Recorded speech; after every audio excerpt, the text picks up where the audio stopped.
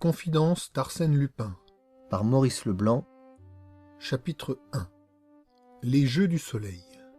Lupin, racontez-moi donc quelque chose. Eh, que voulez-vous que je vous raconte? On connaît toute ma vie, me répondit Lupin qui somnolait sur le divan de mon cabinet de travail. Personne ne la connaît, m'écriai-je. On sait, par telle de vos lettres, publiées dans les journaux, que vous avez été mêlé à telle affaire, que vous avez donné le branle à telle autre. Mais votre rôle en tout cela, le fond même de l'histoire, le dénouement du drame, on l'ignore. Bah, un tas de potins qui n'ont aucun intérêt. Aucun intérêt? Votre cadeau de 50 000 francs à la femme de Nicolas Dugrival. Aucun intérêt? La façon mystérieuse dont vous avez déchiffré l'énigme des 3 tableaux. Étrange énigme, en vérité, dit Lupin. Je vous propose un titre, Le signe de l'ombre. Et vos succès mondains, ajoutai-je, et le secret de vos bonnes actions. Toutes ces histoires auxquelles vous avez souvent fait allusion devant moi et que vous appeliez l'anneau nuptial, la mort qui rôde, etc. Que de confidences en retard, mon pauvre Lupin. Allons, un peu de courage. C'était l'époque où Lupin, déjà célèbre, n'avait pourtant pas encore livré ses plus formidables batailles. L'époque qui précède les grandes aventures de l'Aiguille Creuse et de 813. Sans songer à s'approprier le trésor séculaire des rois de France ou à cambrioler l'Europe au nez du Kaiser, il se contentait des coups de main plus modestes et de bénéfices plus raisonnables, se dépensant en efforts quotidiens, faisant le mal au jour le jour, et faisant le bien aussi, par nature et par dilettantisme, en Don Quichotte qui s'amuse et qui s'attendrit. Comme il se taisait, je répétais « Lupin, je vous en prie ». À ma stupéfaction, il répliqua « Prenez un crayon, mon cher, et une feuille de papier. » J'obéis vivement, tout heureux à l'idée qu'il allait enfin me dicter quelques-unes de ces pages où il sait mettre tant de verve et de fantaisie et que moi, hélas, je suis obligé d'abîmer par de lourdes explications et de fastidieux développements. « Vous y êtes ?» dit-il. « J'y suis. » Inscrivez 19, 21, 18, 20, 15, 21, 20... Comment? Inscrivez, vous dis-je. Il était assis sur le divan, les yeux tournés vers la fenêtre ouverte, et ses doigts roulaient une cigarette de tabac oriental. Il prononça. Inscrivez 9, 12, 6, 1... Il y eut un arrêt. Puis il reprit. 21, et, après un silence, 20, 6... Était-il fou? Je le regardai, et peu à peu je m'aperçus qu'il n'avait plus les mêmes yeux indifférents qu'aux minutes précédentes, mais que ses yeux étaient attentifs, et qu'il semblait suivre quelque part, dans l'espace, un spectacle qui devait le captiver. Cependant, il dictait, avec des intervalles entre chacun des chiffres. 21, 9, 18, 5... Par la fenêtre, on ne pouvait guère contempler qu'un morceau de ciel bleu vers la droite et que la façade de la maison opposée, façade de vieil hôtel dont les volets étaient fermés comme à l'ordinaire. Il n'y avait là rien de particulier. Aucun détail qui me parut nouveau parmi ceux que je considérais depuis des années. 12, 5, 4, 1... Et soudain je compris, ou plutôt je crus comprendre. Car comment admettre qu'un homme comme Lupin, si raisonnable, au fond, sous son masque d'ironie, pût perdre son temps à de telles puérilités? Cependant, il n'y avait pas de doute possible. C'était bien cela qu'il comptait. Les reflets intermittents d'un rayon de soleil qui se jouait sur la façade noircie de la vieille maison, à la hauteur du second étage. 14, 7, me dit Lupin. Le reflet disparut pendant quelques secondes, puis coup sur coup, à intervalles réguliers, frappa la façade et disparut de nouveau. Instinctivement, j'avais compté, et je dis à haute voix « 5 ! Vous avez saisi !»« Pas dommage !» ricana Lupin. Il se dirigea vers la fenêtre et se pencha comme pour se rendre compte du sens exact que suivait le rayon lumineux. Puis il alla se recoucher sur le canapé en me disant « À votre tour maintenant, comptez !» J'obéis, tellement ce diable d'homme avait l'air de savoir où il voulait en venir. D'ailleurs, je ne pouvais m'empêcher d'avouer que c'était chose assez curieuse que cette régularité des coups de lumière sur la façade, que ces apparitions et ces disparitions qui se succédaient comme les signaux d'un phare. Cela provenait évidemment d'une maison située sur le côté de la rue où nous nous trouvions, puisque le soleil pénétrait alors obliquement par mes fenêtres. On eût dit que quelqu'un ouvrait ou fermait alternativement une croisée, ou plutôt se divertissait à renvoyer des rayons de clarté à l'aide d'un petit miroir de poche. « C'est un enfant qui s'amuse !» m'écriai-je au bout d'un instant, quelque peu agacé par l'occupation stupide qui m'était imposée. « Allez toujours !» Et je comptais, et j'alignais des chiffres. Et le soleil continuait à danser en face de moi avec une précision vraiment mathématique. « Et ensuite ?» me dit Lupin, à la suite d'un silence plus long. « Ma foi, cela me semble terminé.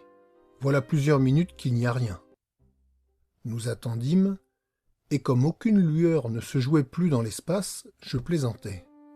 « M'est avis que nous avons perdu notre temps. Quelques chiffres sur du papier, le butin est maigre. » Sans bouger de son divan, Lupin reprit. « Ayez l'obligeance, mon cher, de remplacer chacun de ces chiffres par la lettre de l'alphabet qui lui correspond en comptant, n'est-ce pas, que A comme 1, B comme 2, etc. Mais c'est idiot, absolument idiot. Mais on fait tant de choses idiotes dans la vie, une de plus. Je me résignai à cette besogne stupide, et je notais les premières lettres. S, U, R, T, O, U, T. Un mot, m'écriai-je. Voici un mot qui se forme. Continuez donc, mon cher. Et je continuai, et les lettres suivantes composèrent d'autres mots que je séparais les uns des autres au fur et à mesure. Et à ma grande stupéfaction, une phrase entière s'aligna sous mes yeux. « Ça y est ?» me dit Lupin au bout d'un instant. « Ça y est, par exemple, il y a des fautes d'orthographe. Ne vous occupez pas de cela, je vous prie. Lisez lentement. » Alors, je lus cette phrase inachevée que je donne ici telle qu'elle m'a paru. « Surtout, il faut fuir le danger, éviter les attaques, n'affronter les forces ennemies qu'avec la plus grande prudence, et... » Je me mis à rire. Et voilà, la lumière se fit, hein. Nous sommes éblouis de clarté. Mais vraiment, Lupin, confessez que ce chapelet de conseils, égrené par une cuisinière, ne vous avance pas beaucoup. Lupin se leva, sans se départir de son mutisme dédaigneux, et saisit la feuille de papier.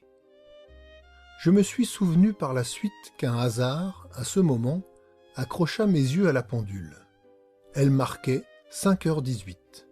Lupin, cependant, restait debout, la feuille à la main, et je pouvais constater à mon aise sur son visage si jeune cette extraordinaire mobilité d'expression qui déroute les observateurs les plus habiles et qui est sa grande force, sa meilleure sauvegarde. À quel signe se rattacher pour identifier un visage qui se transforme à volonté, sans même les secours des phares, et dont chaque expression passagère semble être l'expression définitive? À quel signe? Il y en avait un que je connaissais, un signe immuable, 2 petites rides en croix, qui creusaient son front quand il donnait un violent effort d'attention. Et je la vis en cet instant, nette et profonde, la menue croix révélatrice. Il reposa la feuille de papier et murmura. Enfantin. 5h30 sonnaient. Comment? M'écriai-je. Vous avez réussi? En 12 minutes? Il fit quelques pas de droite et de gauche dans la pièce, puis alluma une cigarette et me dit.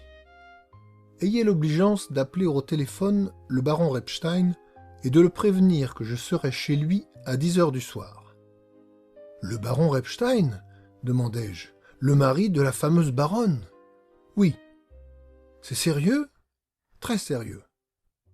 Absolument confondu, incapable de lui résister, j'ouvris l'annuaire du téléphone et décrochai l'appareil. Mais à ce moment, Lupin m'arrêta d'un geste autoritaire et il prononça, les yeux toujours fixés sur la feuille qu'il avait reprise. « Non, taisez-vous. C'est inutile de le prévenir. Il y a quelque chose de plus urgent, quelque chose de bizarre et qui m'intrigue.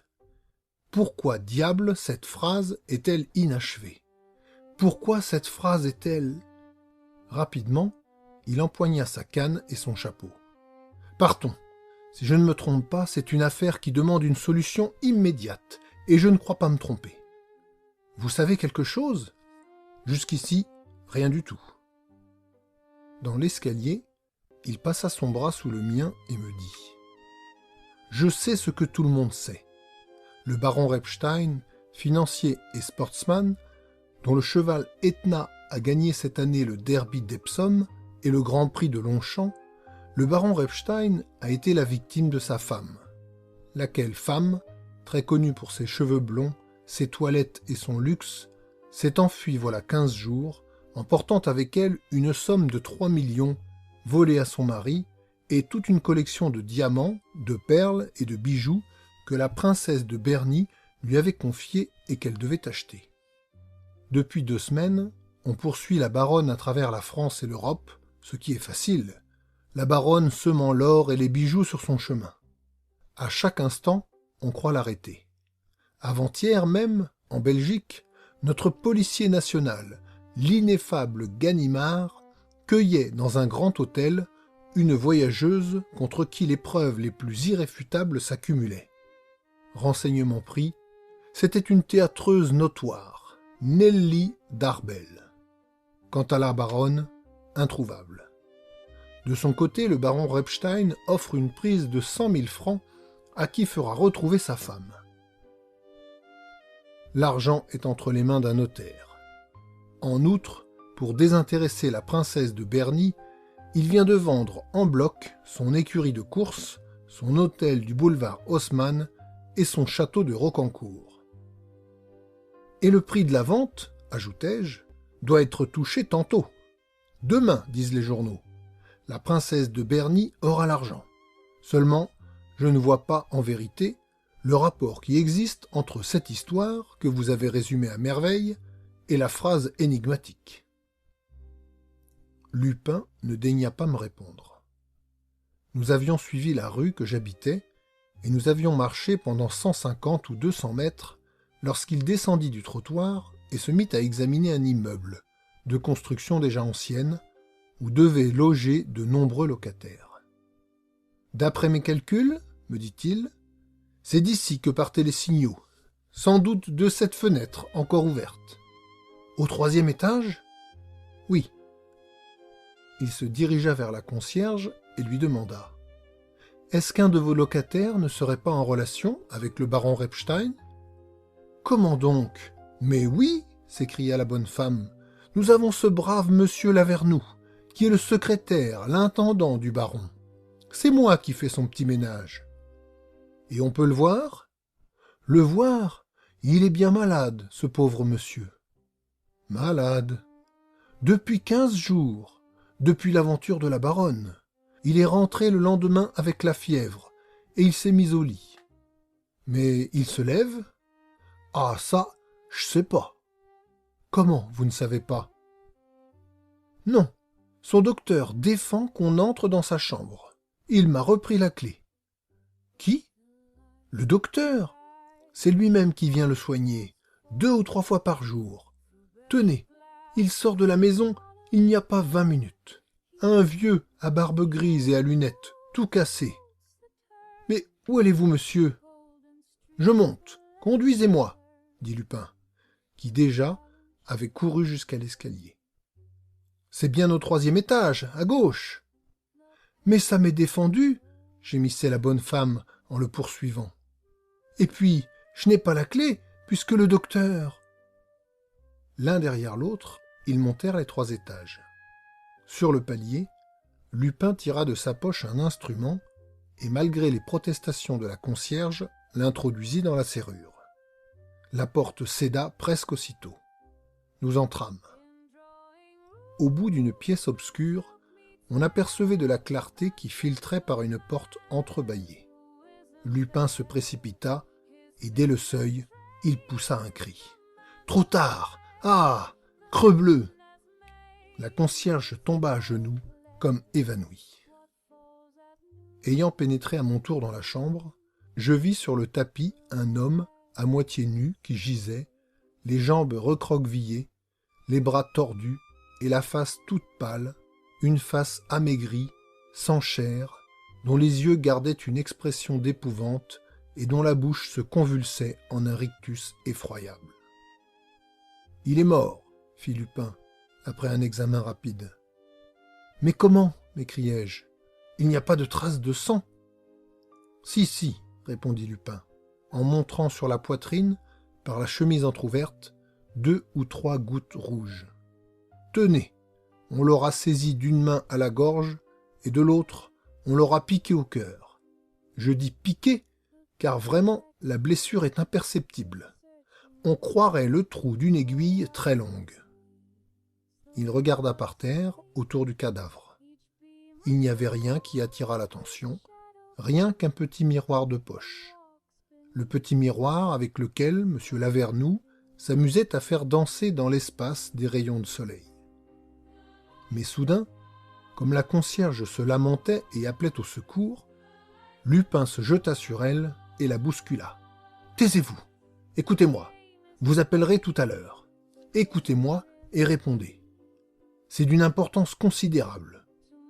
Monsieur Lavernoux avait un ami dans cette rue, n'est-ce pas? À droite, et sur le même côté, un ami intime. Oui, un ami qu'il retrouvait tous les soirs au café, et avec lequel il échangeait des journaux illustrés. Oui. Son nom? Monsieur Dulâtre. Son adresse? Au 92 de la rue. Un mot encore, ce vieux médecin, à barbe grise et à lunettes, dont vous m'avez parlé, venait depuis longtemps? Non, je ne le connaissais pas. Il est venu le soir même où monsieur Lavernoux est tombé malade. Sans en dire davantage, Lupin m'entraîna de nouveau, redescendit, et une fois dans la rue, tourna sur la droite, ce qui nous fit passer devant mon appartement. 4 numéros plus loin, il s'arrêtait en face du 92, petite maison basse dont le rez-de-chaussée était occupé par un marchand de vin qui, justement, fumait sur le pas de sa porte, auprès du couloir d'entrée. Lupin s'informa si M. Dulâtre se trouvait chez lui.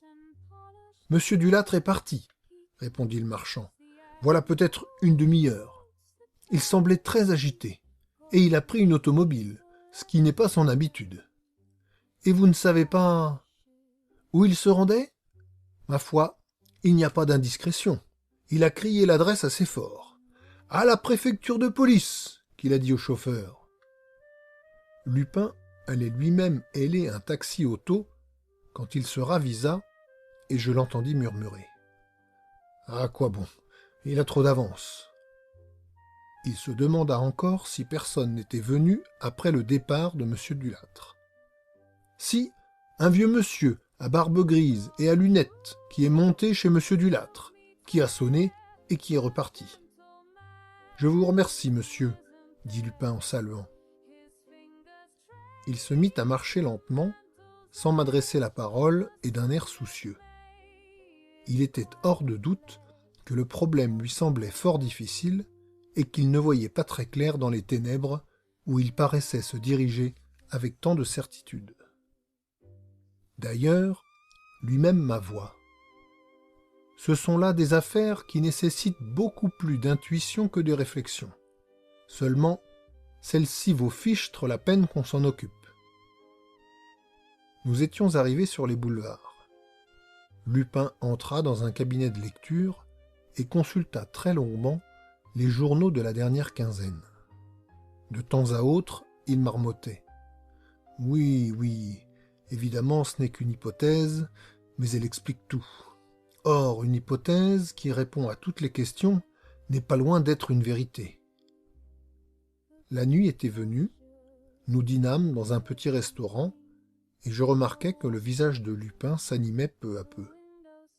Ses gestes avaient plus de décision. Il retrouvait de la gaieté, de la vie. Quand nous partîmes, et durant le trajet qu'il me fit faire sur le boulevard Haussmann vers le domicile du baron Repstein, c'était vraiment le Lupin des grandes occasions. Le Lupin qui a résolu d'agir et de gagner la bataille. Un peu avant la rue de Courcelles, notre allure se ralentit. Le baron Repstein habitait à gauche, entre cette rue et le faubourg Saint-Honoré, un hôtel à 3 étages dont nous pouvions apercevoir la façade enjolivée de colonnes et de cariatides. « Halte !» dit Lupin tout à coup. « Qu'y a-t-il » ? « Encore une preuve qui confirme mon hypothèse. »« Quelle preuve ? Je ne vois rien. »« Je vois.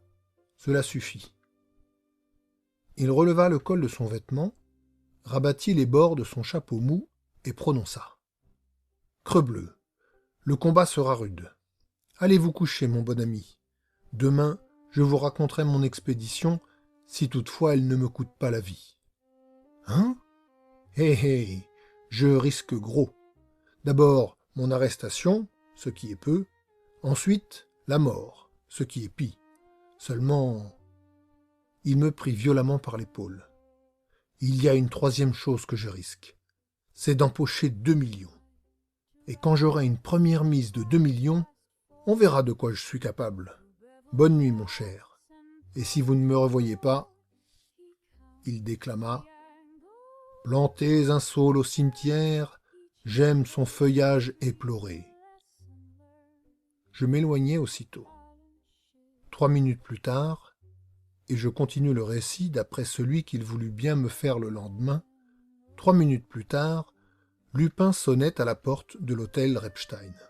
« Monsieur le baron est-il chez lui ?»« Oui, » répondit le domestique, en examinant cet intrus d'un air étonné. « Mais monsieur le baron ne reçoit pas à cette heure-ci. »« Monsieur le baron connaît l'assassinat de son intendant Lavernoux ?»« Certes. »« Eh bien, veuillez lui dire que je viens à propos de cet assassinat, et qu'il n'y a pas un instant à perdre. » Une voix cria d'en haut. « Faites monter, Antoine !» Sur cet ordre, émis de façon péremptoire, le domestique conduisit Lupin au premier étage. Une porte était ouverte, au seuil de laquelle attendait un monsieur que Lupin reconnut, pour avoir vu sa photographie dans les journaux, le baron Repstein, le mari de la fameuse baronne et le propriétaire d'Etna, le cheval le plus célèbre de l'année.